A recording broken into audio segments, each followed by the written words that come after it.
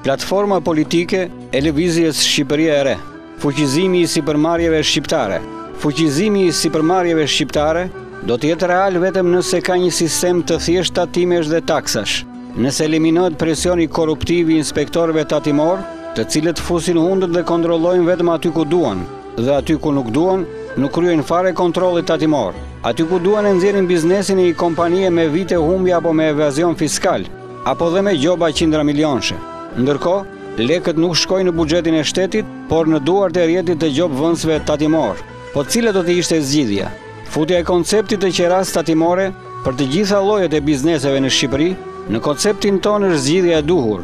Në konceptin e qeras tatimore, bizneset do të duhet të ndahen në 7 kategori sipas xhiros vjetore. Këto biznese do të paguajnë qeran tatimore sipas një sistemi transparent, të shpallur dhe të ditur nga të gjithë. Qeraja tatimore do të jetë në formën e pagesës 50% në krye të çdo viti, si dhe 50% të shpërndarë në çdo muaj. Verifikimi i xhiros vjetore do të bëhet nëpërmjet kasave fiskale. Policia tatimore në këtë rast duhet të jetë e fuqizuar edhe nëpërmjet një ligji, i cili i jep të drejtën policit tatimor të posedimit të 50% të pasurisë së çdo sipërmarrësi, kur verifikohet dhe faktohet nga ky polic tatimor se sipërmarrësi ka kryer një veprim pa faturë tatimore.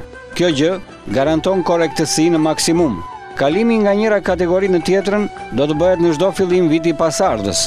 Në rastet e mbylljes së aktivitetit të biznesit, pikë së pari do të bëhet likuidimi i qeras financiare me shtetin. Sipërmarrësit do të jenë shumë më të lehtësuar në marrëdhënie me drejtorinë e tatimeve, sepse e kanë tashmë të qartë se do të paguajnë një shumë fikse vjetore apo mujore, të caktuar sipas kategorisë, në të cilin e vendos xhiro vjetore e deklaruar në mënyrë të përditshme në sistemin online, dhe jo sipas shumave të caktuara nga orekset e inspektorëve tatimor. Në këtë mënyrë, do të kishim një sistem transparent, më të thjeshtë, më praktik, si për shtetin ashtu dhe për sipërmarrësit. Gjithashtu, do të rritej motivimi i sipërmarrësve në përdorimin dhe eksportimin e burimeve tona të brendshme, si dhe orientimi i investimeve të tyre drejt prodhimit vendas.